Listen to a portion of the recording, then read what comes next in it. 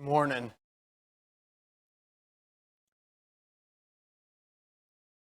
So I was informed by Scott Foster that he doesn't want to cry today. That's how he greeted me this morning. He goes, look, no sad stories today, no crying today. I only want funny stories. So the first funny story I tell you is that Scott Foster's worried about crying in church.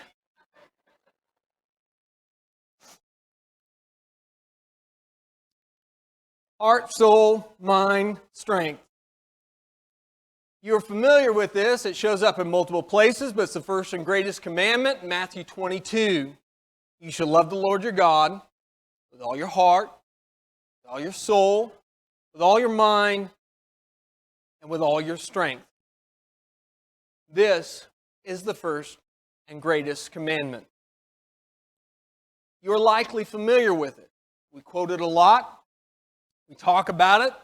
We tend to say it pretty fast. All your heart, soul, mind, strength. We're going to say it a little bit slower today. All your heart, all your soul, all your mind, and all your strength.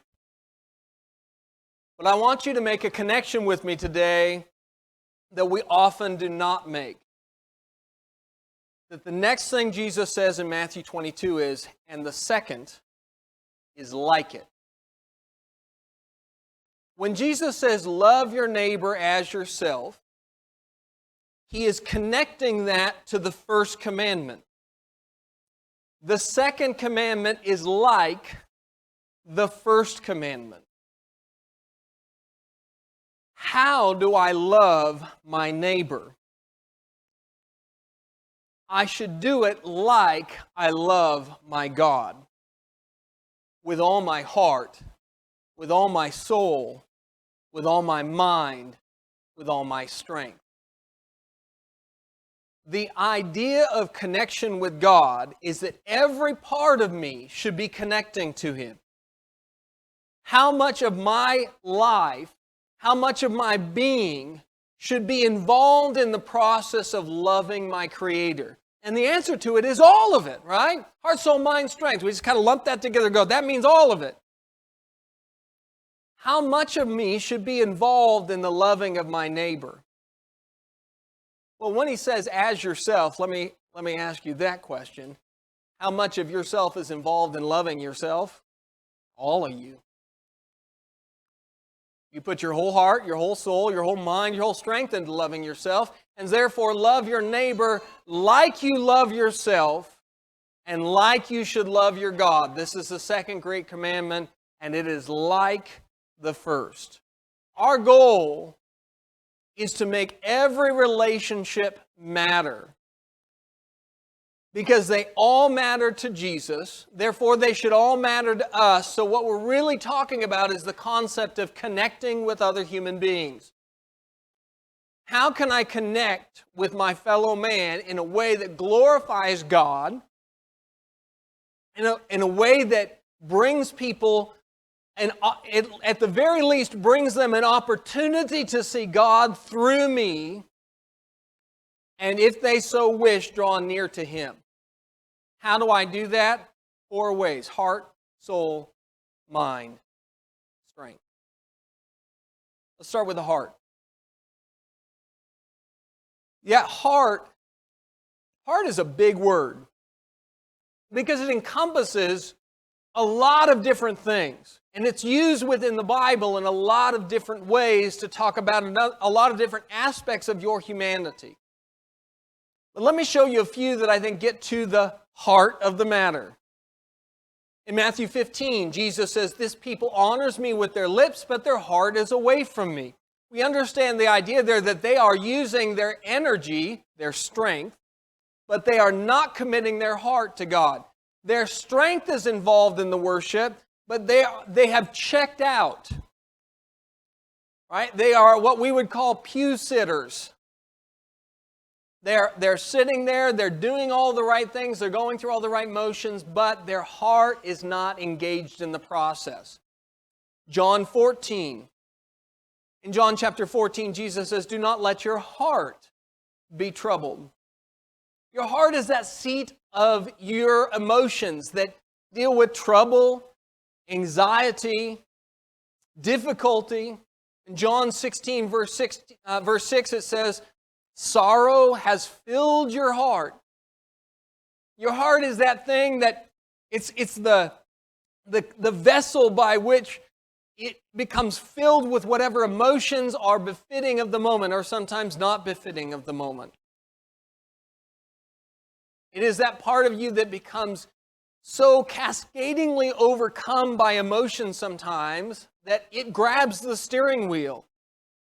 You see that in grief so very often. Somebody that has historically been a pretty logical person, all of a sudden grief hits you and your heart grabs the steering wheel. And it is now in the driver's seat, even if it hadn't been in the driver's seat ever before. And you have very little, if any, control over that process at that point because the grief is so overwhelming. Your heart is that seat of emotions. It is also the part that becomes satisfied with the good things of life. God, in Acts 14, verse 17, it talks about God satisfying your hearts with food and gladness. You sit down to a good meal with good people, and you sit back at the end and you unnotch the belt a little bit, and you sit around and you look around at all the people you love, and you are satisfied. That's your heart. That's your heart that's having that. It is also the seat of your desires and passion. In Romans chapter 10, brethren, my heart's desire and my prayer to God for them is for their salvation. Paul, when speaking of his Jewish kinsmen, said, that is what I want so very deeply. It's what I'm passionate about, is that my fellow countrymen would come to know Jesus. That is my heart's desire, that they would have salvation. Your heart is one of the key elements to your humanity. It's the difference between, I went to I think it was at Costco I saw this, and they were selling Soylent, like they didn't see the movie. It's this product. There are these products now that you can eat as a meal, and if you're doing it, if you are somebody who buys this all-in-one thing and then you're not eating normal food, I will pray for you. But I cannot understand you. You buy it and it's a mix, and you pour it in and it has all the nutrients you need to live on. So you can just pour it in there and you can like shake it up and you can eat it, and it has all the nutrients you need. And so you never have to have another hamburger or steak in your life. You never have to have anything delicious ever again. I'm just amazed it's not flying off the shelves. Heart. Because your heart doesn't just want nutrients. Kids don't go, ooh, nutrient time. No, that's not. You are a human being who wants more than that. Your heart has desires, it has passions, it has emotions, it feels things. This is why marriage isn't just, well, you take these jobs and I take these jobs, and at the end we'll have some kids that grew up. It's not just transactional. There's emotions intertwined in the whole process. And does that make life messy? Yeah. But it also makes it life. Do you want to connect with other human beings? I want you to engage your heart and theirs. I want you to engage your heart and theirs. And here's 3 ways you can do it. 1, I want you to just ask them, how's your heart? Now, you may not want to phrase it like that to your golf buddy. You may not have a golf buddy at the end. You may just want to pound him on the chest. So, what's up? Same thing. He understands. But you're asking him, how's life? How do you feel about life? Right? But I will say, if you are a father and you have daughters, and you turn to your daughters and you ask them, how's your heart? It'll work. It'll work. Once they pick their jaw up off their floor, they will tell you. Don't care just about what's going on in people's life. Care about how they feel about it. Discuss their and your passions with them. You want to make connections with other people? Ask them about what they're passionate about. And you don't have to be passionate about it. My wife is very passionate about names. I am not. But I'm very passionate about Jenna. And that's good enough. When you begin to talk to people about the things that they are excited about, you will see them light up. You will see something change in their demeanor. They lean forward in their seat. They begin to talk more animatedly. And you do the same thing. Talk to people about things that you're passionate about. Because what you're doing is you're now beginning to engage with people. As Christians, that's the only reason we're here. The only reason that this earth still exists is for people. Connect with them. And the last is, listen. Listen to people's problems and listen to their dreams. The only difference between problems and dreams is dreams are the resolution to the problems. That's all they are. When somebody is talking about their problems, what they're talking about is the things that are inhibiting their dreams. When people are talking about their dreams, what they're talking to you about are the things that they would really love to do if the problems could get out of the way. And when we have these conversations with each other, we begin to connect as human beings. Our job as Christians is to connect with the people in our life. You want to connect better with your spouse than you are currently. This is one way to do it. You want to connect with your kids better than you are currently. This is one way to do it. You want to connect with your coworkers? This is one way to do it. You want to connect with the guy who eats Soylent? Don't. But you could. You could if you wanted to. I'm not past it yet. I have growth process. Connect with their heart. The second is this.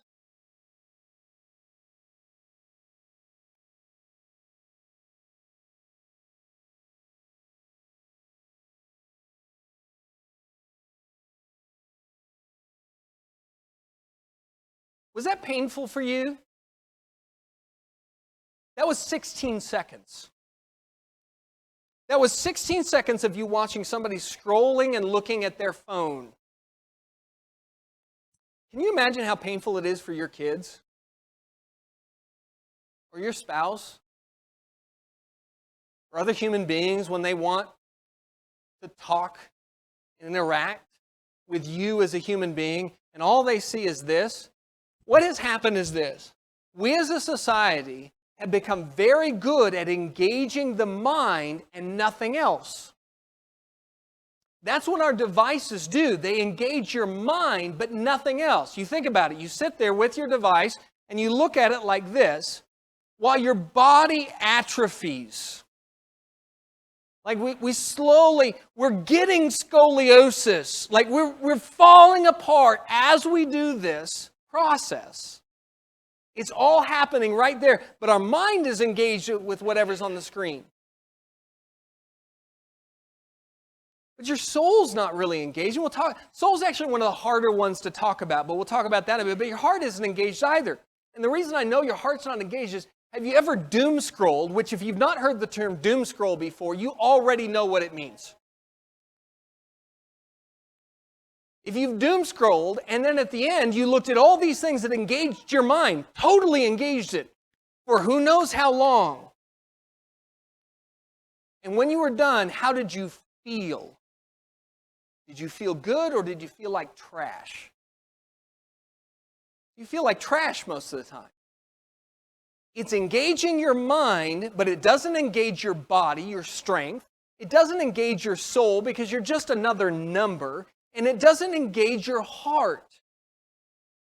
Now, I am not somebody who says you have to throw away your phone and all that kind of stuff. That's not what I'm saying. I'm just saying understand there are things that can happen with technology that what happens is we are personalizing our experiences and replacing personal experiences with personalized experiences. Because your devices are personalized experiences, aren't they? The algorithm does exactly what you want. It'll feed you whatever you're interested in. Ooh, shiny thing, look at it, follow it. I mean, I would be so embarrassed. And I'm not even talking about like there would be something like outright sinful or anything that you would see in my YouTube history. I'm not talking about anything like that. I'm just saying I would be embarrassed at the weird things that you would find I've spent disturbing amounts of time learning about. I know the names of at least 2 of the world champion Super Smash Brothers players. That is a disturbing detail that is in my head. I didn't choose that path originally. It was just YouTube.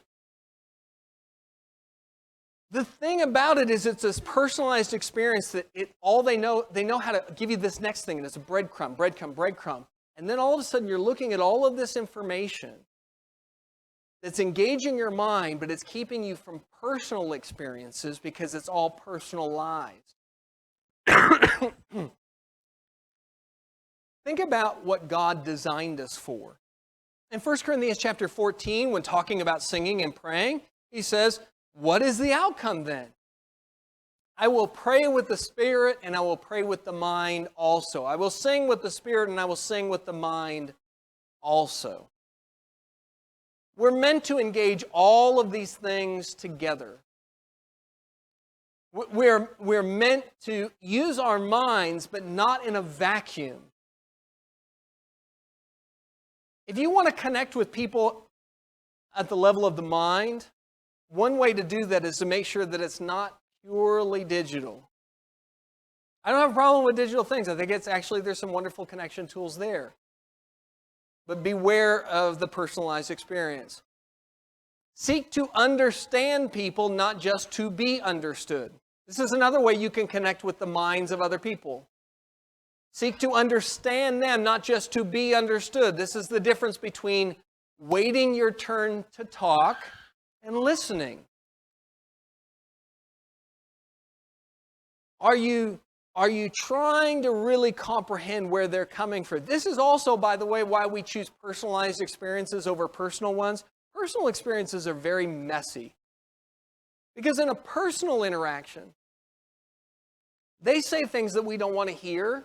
They say them in ways that we're not comfortable with or don't understand. We get our wires crossed and it's messy. We have to just kind of wade through that whole mess of communication to figure out where the other person is coming from, and it takes work. And it's also in real time, right? I don't get to curate my answer. I have to say something to the best of my ability within a limited amount of time, and then they're going to respond, and then I have to think on my feet and try and respond, and we're trying to communicate in this real-world environment, and it's messy. Personal experiences are messy. Personal connections are messy. Trying to connect with the mind of another human being is a messy process. So there's 2 ways you can do it. You can cut the people out, or you can be the person who just, look, you're always doing all the talking and you're not doing any of the listening. But that's not healthy, and it's not what God designed us for. Seek to understand people, not just to be understood. Proverbs 18 verse 2 says, the fool takes no pleasure in understanding, but only in expressing his opinion. And the last thing along these lines, I want you to simply be curious. A curious mind about human beings is a wonderful, wonderful tool.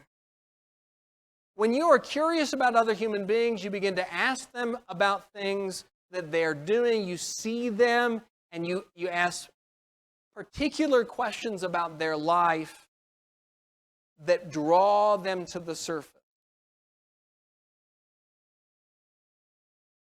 Jim Largent has a pin that he wears on his suit jacket. Ask him about it. Be curious. When you begin to see things in people, and you begin to be curious about people, you begin to find out things about who they are and what makes them tick, and why they live life the way they do, and that's what we're here for. Now, the third thing we'll talk about is strength. With all your heart, your soul, your mind, your strength.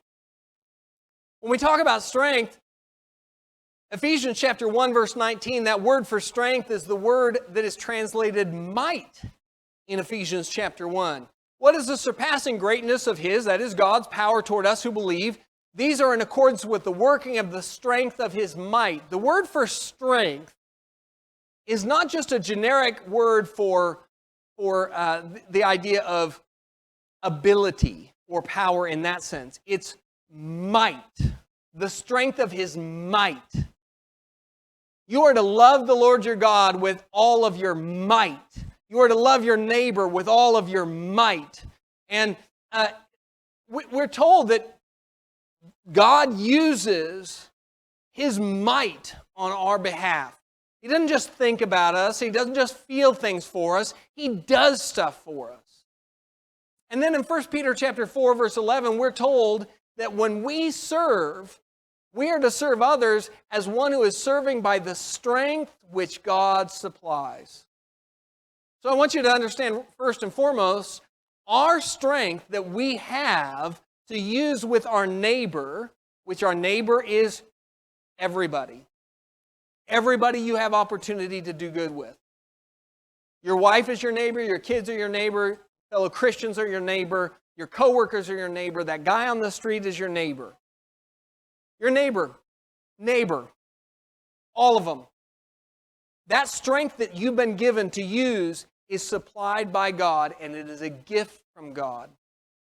That means that what time and energy and effort that you have to expend, He gave it to you to do something with. So if you are going to love your neighbor, you're going to have to do something. It is going to have to take some effort on your part. And here's my recommendation to you. Pursue non-transactional connection. And that brings us to Luke 14, the scripture reading. If you remember in the scripture reading, the whole point of it is you invite these different people to your luncheons and your dinners and your receptions. People who, he says, will have no means to repay. That's what a non-transactional relationship is. When I do something for somebody and they have no means by which they can repay me, nor is there an expectation on my part that they would. To love your neighbor with all your strength is to find ways for you to do good for other people without any expectation whatsoever of it being a transaction. It goes back to the same idea that Jesus talked about of not letting your right hand know what your left hand is doing. One of the reasons that works so well is if I am giving to people in a way that even I don't remember I gave it, it's definitely not transactional, is it? When you can find a way to do good for somebody, just do it. Whether it be looking at the neighbor right next door and their lawn has not been mowed and you can just kind of keep going because you know they're elderly and they could use it. Whether it's the coworker who they've got a sick kid at home and you know that they're trying to get out of the office but it's piled up and you go, hey, look, how about I take some of this for you? Whether it be bringing a meal by somebody. And we do this for people within the church, but look, don't just do it for people in the church. Do it if you have a neighbor or a coworker or somebody that, hey, you think, man, they just had a kid or they just are going through something, bring them a meal too.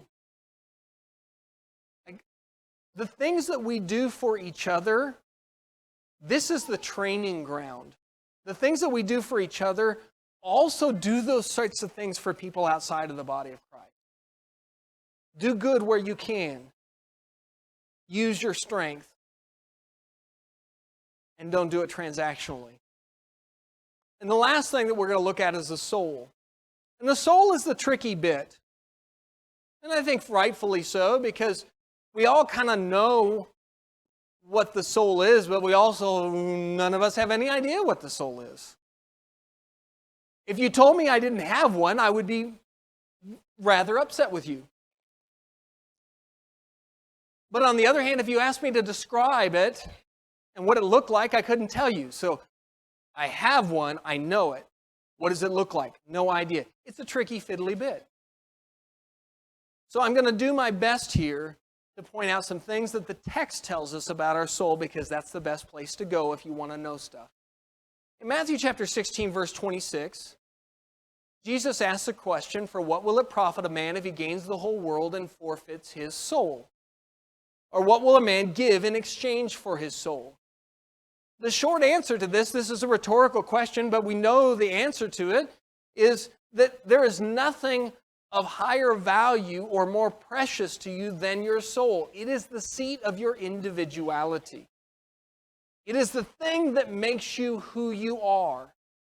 It is also this thing that has an eternal value to it, because even if I gained the whole world, if I sold my soul for it, it was an awful bargain. Because my soul is eternal, and the whole world is not. In 1 Peter chapter 2, verse 11, it also describes another aspect of the soul. "Beloved, I urge you as aliens and strangers to abstain from fleshly lusts, which wage war against the soul." The battle for the soul exists in the spiritual realm, and it is a moral battle. The war that is being fought is over right and wrong, which means if you were to summarize 3 basic characteristics of what makes your soul, it is your individuality, it is your eternal nature, and it is your moral character. Is your soul more than that? Undoubtedly. But if I had to summarize some of the basic characteristics for the purpose of understanding what does it mean to love God and love my neighbor with all my soul, I would say, do I love my neighbor, do I love my God with all that is individually me? Because it's one thing to collectively love God. Like, my family are Christians. What does that have to do with you? My family goes to church. What does that have to do with you? I know a lot of good people who do a lot of good things for a lot of other good people, and I hang out with them a lot. What does that have to do with you? Individuality. Have I chosen, as for me, who I will be and who I will serve? And am I giving God the best of me? Because I'm different than other people. And that every one of us has something that they do that other people go, "Man, how do you do that?" And you go, "Oh, it's just easy." It's not easy. It's not easy. It's just easy for you. You know, I am like many other people. I am not artistic in the realm of drawing. Jeff over there is fantastic at it. And he makes it easy. He's like, I just do it. My son Vaughn is that way. He just does it. And to them, it's just easy. It's because that is part of who they are. It's part of their individuality. Whatever that is for you, are you using it for God and for your neighbor? And are you, as you interact with your neighbor, as you connect with other people, connecting them on more than just a how's the weather sort of way? Right? That's the low-hanging fruit. What we want to do is begin to point towards eternal things, asking people about the things that have long-term impact. having deeper conversations with people. You know what I'm talking about when you begin to have those conversations with somebody that it's like you couldn't have had that within 15 minutes. That was a conversation that happened at a dinner table after everything was cleaned up and you're still sitting around there and the coffee's starting to get cold, but you are just engaged in a deep conversation about things. These are the big topics. Are you engaging in that way? And then your morality. Love people by being moral. And sometimes the way you love people is by standing up for morality when they're being immoral. Your soul is the seat of your moral character. And so when you love somebody with all your soul, when your child has done something that is wrong, and you tell them that is wrong, and there are consequences for that thing that you did that is wrong, you are loving them with all your soul. Because what you said is that seat of moral character that God gave us that makes us different than chimpanzees. I'm using that on your behalf to say this is right, and we will do that which is right in our household. As we go through life, the first and greatest commandment is to love your Lord your God with all your heart, your soul, your mind, and strength. But every relationship matters. So begin to love your neighbor with all your heart, your soul, your mind, and strength as well. We're going to have a song here in just a minute. And as we have that song, it is traditional for us here at Eastland to provide this as an opportunity to come forward and to be baptized. If you are ready to be a Christian, you don't want to wait any longer, you know that you need to be baptized to have your sins washed away, as the text says, then don't wait any longer. Let us know. We also provide this as an opportunity if you are a Christian and you have been straying off the path. I want you to love the Lord your God with all your strength, and I want you to use your strength to come forward and ask for help, because it takes strength to ask for help. We invite you to do that as we stand and sing the invitation song.